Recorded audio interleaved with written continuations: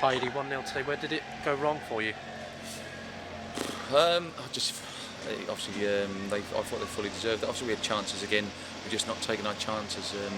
But collectively, as a team, as a squad, obviously the form is not fantastic at the moment. But on the positive side of things, we finished second, which is the biggest and best the club has ever finished. So I'm proud of the boys in that way. But we've got to get back to decent form very soon because we're running out of games before obviously the playoffs. And at full time, and even when Halifax scored, the consensus with the players, their heads were down. They didn't seem to, there wasn't any resurgence to get up and pick up the ball and score again. But it's got to happen. They've got to do that. We can say whatever we can on the sidelines to get them going, but that's got to happen on the pitch. Individually and obviously collectively, they've got to. They conceded the goal. Just got to get on with it. But no, it's disappointing. Obviously today, I understand the fans' frustration, but we've got to move on and obviously look forward to Dover next week. And then what did you say to the players full time? You were in the dressing room for quite a while. Yeah, I was. To be fair, it's a family station, so I can't really say too much what I've said. But I think you know what I've said. So we'll keep that in house really. And leading into the game, you spoke about mixing up the teams, playing a few of those who don't always start. Yeah. People like Anthony Jeffrey and Ben Jefford. How did they perform today? Yeah, I thought they both done really well. It was a shame for Anthony Jeffrey. Really, obviously come off with an ankle injury. I thought Ben Jefford played really well for his full debut. But I know, obviously he's been very patient. Ben, obviously James Jennings doing really well at left back. He's been very patient. But he's coming in and started really lovely. Which I knew it wasn't a surprise to me. But I'm very pleased for him.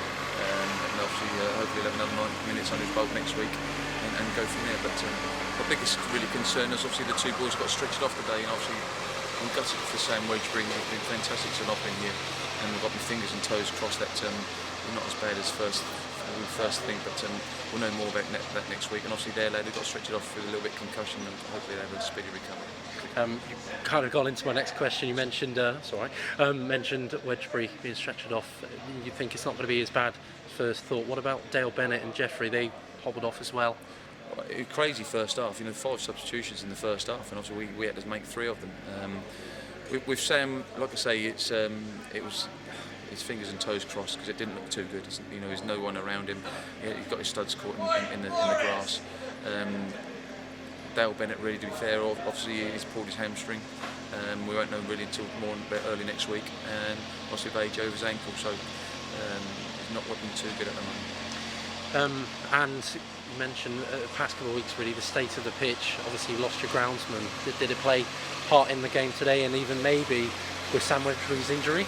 No, nothing to do with that. No, it's just that's just down to bad luck. And like I say, we're just going to be really positive and embrace what we're doing. We finished second in the National League, which is a fantastic achievement for us, because we're at that little old club on top of a very big hill. And we've got to look forward. We've got to look forward and embrace what we're doing here, because, like I say, every single one of them has done exceptionally well this season. But we've got to move on and look forward to it.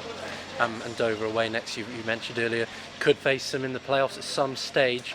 If you go there, perform, get a win, will that send the right message out to your opponents?